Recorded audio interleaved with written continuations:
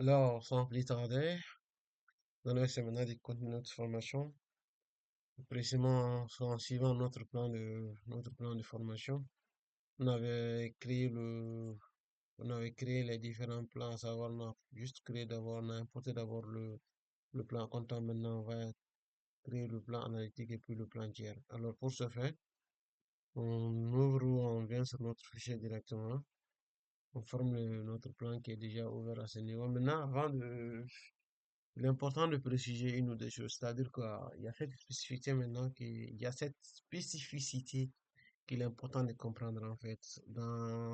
Quand on décide d'élaborer un plan comptable pour une activité, il est important de comprendre quel type de comptabilité on veut tenir. Si on veut juste tenir seulement une comptabilité basique, à savoir une comptable d'engagement, là on sera obligé maintenant de tenir vraiment, d'intégrer tout le plan comptable en bonne et due forme. Maintenant, d'essayer maintenant de catégoriser maintenant notre activité au sein de notre plan comptable. Par ailleurs, on peut mettre en annexe si on veut être plus spécial, précis dans nos analyses, on va essayer d'intégrer maintenant un plan analytique. Maintenant, il faut comprendre que le plan analytique et le plan comptable, on peut le définir comme tel ou bien l'expliquer de la façon suivante. En fait, comprenez juste que le plan analytique suit le plan analytique sur la destination des charges, alors que le plan général des comptes sur la nature des charges. Alors, dès que vous comprenez ça, ça serait très facile et très évident pour vous de pouvoir savoir l'utilité maintenant de ces deux plans-là. Alors, à partir de là, maintenant, nous allons essayer maintenant de créer notre plan comptable. Par ailleurs, vu que nous, on va créer un plan analytique, on va essayer après de spécifier et puis de rendre notre activité plus, de le rétrécir en fait, parce qu'il y a de ces comptes dont on n'aura pas besoin. Dès qu'on va commencer le cas pratique, je vais essayer maintenant de vous expliquer pourquoi on va procéder par ça. Alors pour ce faire, on ferme notre plan analytique et puis on ferme le journal aussi directement. Alors on vient toujours sur structure pour continuer notre activité. Alors ici, on vient sur plan analytique. Alors, sur le plan analytique, maintenant, on a juste besoin maintenant de créer notre plan analytique. Alors, pour ce faire, on clique ici.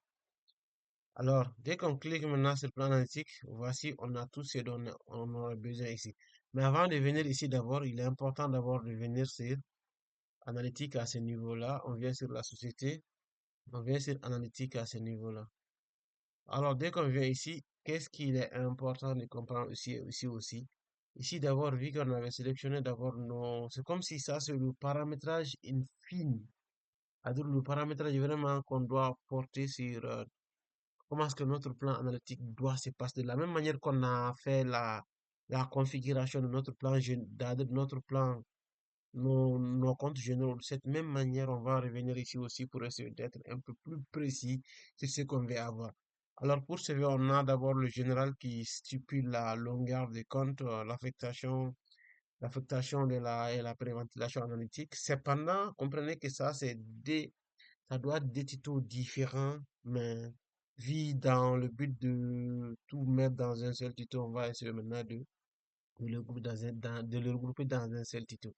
Alors pour ce faire, on vient maintenant sur la, l'affectation maintenant nous permet maintenant de faire la préventilation de nos différents comptes. Alors pour ce faire, il y a deux manières. Soit on ignore la préventilation, soit on vient, on le fait automatiquement, ou bien on affiche toujours la confirmation. Ce qui est important, il faut toujours faire la répartition avec la confirmation. Ça vous permettra maintenant de sélectionner là où vous voulez affecter vos charges, à savoir où est-ce que la destination où est-ce que vos charges vont partir, ou bien où est-ce que vos produits vont partir. C'est très important de pouvoir le stipuler ou de spécifier ça à ce niveau-là.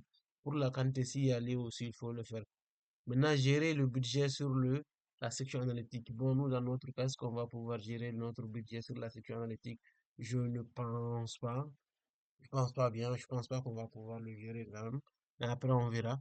Alors, on vient sur le plan analytique. Alors, quand on vient sur le plan analytique, ici, on va, premièrement, qu'on a déjà un plan qui est là. Bon, ça, c'est le plan un qui est déjà donné d'office, si je ne me trompe pas. Alors, ici, on a ce plan-là. Alors, on a deux options. Ici, soit on veut être un peu très pointu, On va essayer maintenant de catégoriser ça. Alors, pour ce faire, on vient ici, bon, on prend déjà le plan qui est déjà là. Maintenant, on va juste enregistrer ça. On considère que ça, c'est le plan principal qui est déjà là. Alors, si on veut être un peu plus pointu sur notre niveau d'analyse, c'est-à-dire quoi?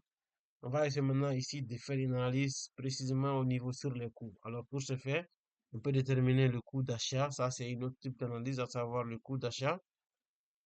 Le coût d'achat qui est la première charge ou le premier coût sur le plan analytique. Alors, le coût d'achat.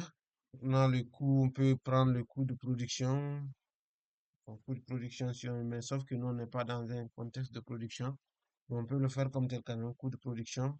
Pourquoi pas, on n'est pas dans ce contexte parce qu'on est là en train de faire, on est dans un contexte d'une entreprise de négoce.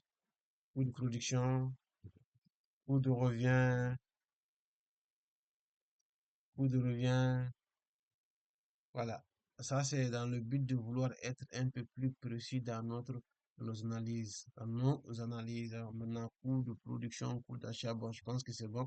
Maintenant, à ce niveau-là, du coût d'achat peut être remplacé par l'achat de marchandises. Maintenant, au niveau du coût de production, ça, quand même, là, il n'y a pas son utilité. On peut essayer de catégoriser tous nos différents types de coûts ici pour être plus pointu et précis dans notre analyse. Alors, pour ce faire, on va fermer ça. Bon, pour l'information libre, là, on peut laisser comme tel si on veut bien.